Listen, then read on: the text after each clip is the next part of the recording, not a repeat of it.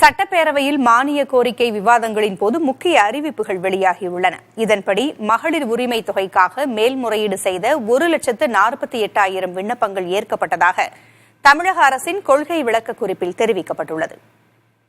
தமிழ்நாடு சட்டமன்றத்தில் சிறப்பு திட்ட செயலாக்கத்துறை சார்பாக மகளிர் உரிமை தொகை குறித்த அறிவிப்பு வெளியானது.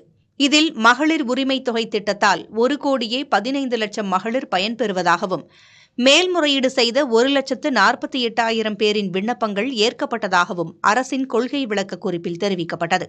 மகளிர் உரிமை தொகை திட்ட செயலாக்கத்திற்கு 2024-25 நிதியாண்டில் 13,722 கோடி ரூபாய் நிதி ஒதுக்கப்பட்டதாகவும் தெரிவிக்கப்பட்டுள்ளது.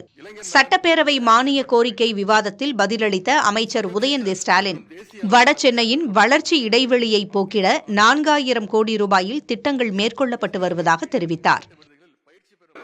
சென்னை மற்றும் அதன் புறநகர் பகுதிகளில் குடியிருப்போருக்கு பட்டா பெறுவதில் உள்ள சிக்கல்கள் தொடர்பாக பல்வேறு கோரிக்கைகள் பெறப்பட்டன.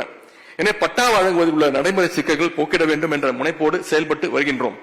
இதற்காக வருவாய் மற்றும் பேரிடர் மேலாண்மைத்துறை அமைச்சர் தலைமையில் சட்டமன்ற உறுப்பினர்கள் மற்றும் அதிகாரிகள் உள்ளடக்கிய ஒரு உயர்நிலை குழு அமைக்கப்பட்டுள்ளது. இந்த குழுவின் பரிந்துரைகள் மாண்புமிகு முதலமைச்சர்களுக்கு வழங்கப்பட்டு பட்டா இல்லாத பொதுமக்களுக்கு பட்டா வழங்குவதற்கான நடவடிக்கைகள் மேற்கொள்ளப்பட்டு வருகின்றன. குறிப்பாக அடுத்த மாதம் 5,000 பட்டாக்கள் சம்பந்தப்பட்ட பயனாளிகளுக்கு வழங்க இருக்கின்றோம்.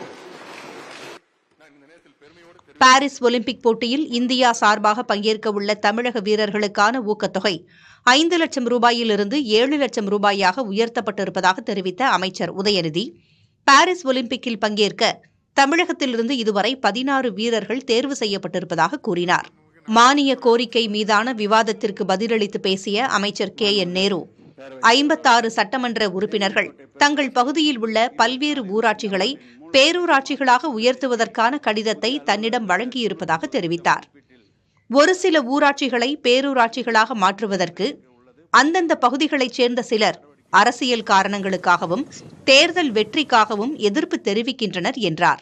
ஊராட்சியை பேரூராட்சியாக தரம் உயர்த்துவதை விரும்பாவிட்டால் அது குறித்து மாவட்ட ஆட்சியரிடம் தெரிவிக்கலாம் என்றும் அமைச்சர் KN நேரு தெரிவித்தார்.